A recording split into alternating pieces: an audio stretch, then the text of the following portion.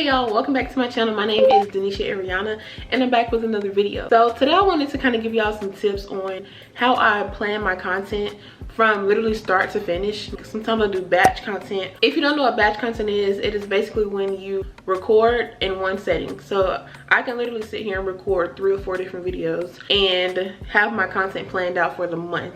Sometimes I do that, sometimes I don't. I haven't been doing it recently, but that is a really good way to go ahead and get out content for your video. So if you are busy or you got a lot of other things to do, I highly suggest batch creating because it's like a lot easier. Like cuts down your film time from like every day or every other day to literally like one day. Then now you just have to edit. So I want to get into how I start my content literally from start to finish. The first thing I do is brainstorm. That is figuring out what I want to do, figuring out what videos I want to post, what videos I want to put out, what would be eye-catching to my audience. For instance, I just had a video previous to this one that was my get ready with me video. So my get ready with me video, I literally had already planned, and on my phone I have a lot of video ideas that I go off of. A lot of times when I'm posting videos, it's literally coming from what I've already brainstormed like a long time ago.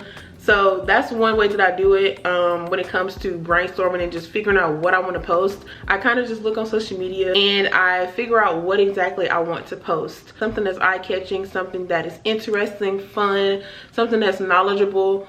So that's literally the first thing I do. That is the very first thing that I do, and that is brainstorm. So the second thing I want to do is plan out how I want that video to start and also finish. So for that video that I had recorded, the get ready with me, I had already brainstormed the topic. I had already brainstormed what I would put in that video as far as like the beginning, middle, and end. Basically, you have to be a good storyteller. The next thing I do after that is figure out what my thumbnail would look like. So after I've gotten a brainstorm idea, after I've brainstormed what exactly I want to post, I am creating my thumbnail. So I'm already visualizing what exactly I want to be in my thumbnail, how I want it to look, and specific details that I feel like would be eye-catching to my audience. Sometimes when it comes to the thumbnail, I would plan it or I would create it after I've already edited and figured out like what I want to do with my video. But usually I brainstorm and figure out exactly what I would want. Like I sort of imagine how my thumbnail will look for that specific video. So then after that, when I got what we gonna post and then when I got the thumbnail idea out the way, it's time to figure out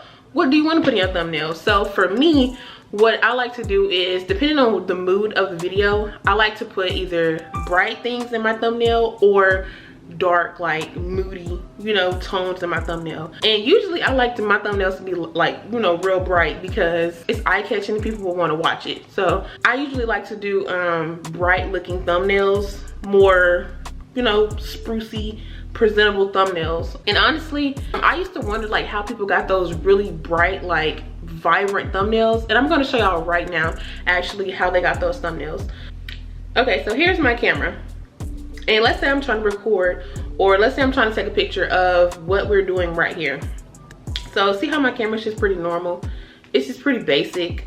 I like to do, especially when you're trying to fit the whole picture, usually people, they record or they take pictures in the 4.3, but change the 4.3 to 16.9, which is what we film in, just horizontal or vertical. You can make the video go up more, you can make it go as dim as you would like. And this is really good when you are in settings like just, let's say you want to do a night routine. That's more of a winding down kind of thing, so you'd probably want to put dark setting, and that's also how I get clearer images as well. Excuse me. But let's say you're doing a morning routine, that can be like more dim as well, not gloomy, but you know, more dim. So that's pretty much how I get my lowness and bright exposure for my videos. Once I filmed my video, I literally like took pictures of everything I wanted to be in my video. For instance, if I'm vlogging, I'm literally going to take a picture of everything, not even just things that I think are like meaningful to the video, but literally like random things that I feel like will match the aesthetic of my video or like the mood of my video. Instead of me screenshotting like random parts of my video, which to me looks unplanned, I literally cut my camera back on and I just recorded me taking like random, like, you know, little cute poses and stuff like that, so I can give myself options on how I want my thumbnail to look. But literally when I'm vlogging, I take pictures of everything. Like I want to have at least 15 to 20 pictures. That way when I'm making my thumbnail, I have something that I would like to choose from. You want to make sure your thumbnail is like popping. like the best that you can do, because people are scrolling and you have competitors, believe it or not. People are going to either tap your video because they like the thumbnail, or they're going to keep strolling, and we don't want no strollers. Like, we want potential subscribers. That's why I'm telling y'all, this low light and like bright light thing, like it will really make or break your video, just your thumbnail in general. But you want your thumbnail to really match the setting of your video, like the vibes of your video. Sometimes I don't have the best thumbnails, but I've learned from my mistakes to take time on my thumbnails. Sometimes you don't have to take all the time in the world. Like the thumbnail that I had literally took 20 minutes. And this one, since I had already brainstormed what it would look like, it took like 5 minutes to make. But after I do that, now it's time for me to edit. So once I've brainstormed, once I figured out what I was gonna do, once I have created my thumbnail, now I'm on to editing my video, my full video. Usually this takes me about 3 days, maybe 4, depending on what I'm doing, how busy I am. It literally can take you a day to edit. Like, if you just really sat there and just, you know what I'm saying, just was editing your life away, it can.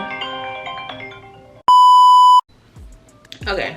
So once I'm filming my video, like, I literally like to take a lot of time on my videos because I like to make sure they are fun to watch. I like to make sure that people are really engaging in my content and staying like throughout the whole duration. Normally when I'm editing my videos, I make it more efficient for me. I try to edit every 2 hours. So I might edit 2 hours, or let's say I edit 4 hours total throughout the day. I am taking a break most of the day. I'm editing 2 hours and then taking a break, coming back again, editing 2 more hours, depending on how I'm feeling. But usually that's pretty much how it goes. And depending on how long my video is how long the editing process would take. If I have, let's say originally I have a 2 hour long video, that probably will take me about 4 days if I'm going on that 2 hour cycle. So if I'm editing 4 hours a day, I should be done with that video in about 4 days, because I'm busy. Okay, so here's how I make catchy titles. So I normally try to go on TubeBuddy and figure out like what's popular, what's like a competition kind of title, and then I put my title together like in my notes.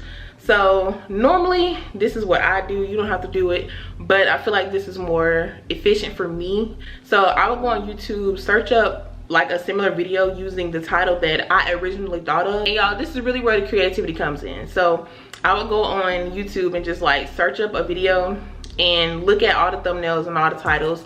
And sometimes I would take, like, I would literally copy and paste the exact title, paste it into TubeBuddy, and see like the competition for that and like the ratings for that.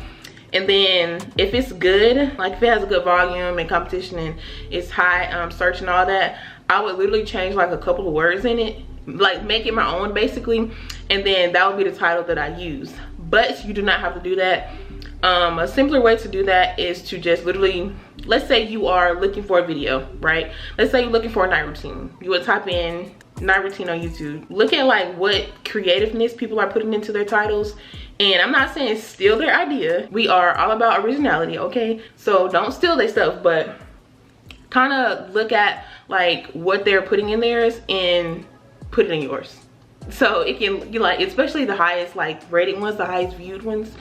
I'm about to break, y'all. I'm pregnant. I'm too pregnant for this. But look at like the highest, the higher rated ones and like the higher viewed ones, and then you use like a similar title to theirs. So that's pretty much how I make my titles. Most of the time, obviously I put my own creativity in there. Never trying to copy nobody, never will duplicate nobody, because I am dneshaeriyonna. Okay, so that's pretty much what I do to make a catchy title. Once everything is done and we have completed the title, which is the final step, now it's time to upload. So I'm on an upload schedule. I try to upload at least once a week. I don't really have a day on which I want to upload, but I try to upload once a week, and doing that helps me to keep track of my content as well as not oversaturate y'all with content. And I also try to post on times that my audience watches my videos. So if you go on YouTube Studios, you'll go on audience, I believe, like views in the audience, and you'll see when your audience watches your channel. So what days do they mostly watch your channel and engage and tune into what you're posting. So that's pretty much how I post my content, based on like what y'all watch. My audience usually watches from 3 p.m. to 7 p.m. on Sunday through Wednesday, and then Thursday through Saturday, I believe, y'all watch me from like 5 to 7 p.m. which is why I normally post later in the day, because that's when y'all watch my videos. So that's just like a tip that I use. Obviously you can post it when you want, but you want to try to follow the trends of your audience, so y'all can be like y'all can be on one accord, okay? Literally my camera just died, so I have to finish my video on my phone. Hopefully it's not too much of a difference, but that pretty much completes my video. I hope y'all enjoyed it and got some tips and some tricks on how to plan your own content from this video. This is what I do. I'm not saying you have to do this, but this has worked for me over the past 2 years of my channel. So I hope y'all enjoyed the video. Don't forget to like, comment, and subscribe to my channel. Also, don't forget to hit that post notification bell, because y'all, I am so happy that I finally got to freaking 1,000 subscribers. Like, that's big. That is big. I'm so immensely grateful. So thank you all for supporting me and watching my channel and continuing to just love on me. I'm so grateful. So until next time, I will see y'all in my next video. Peace.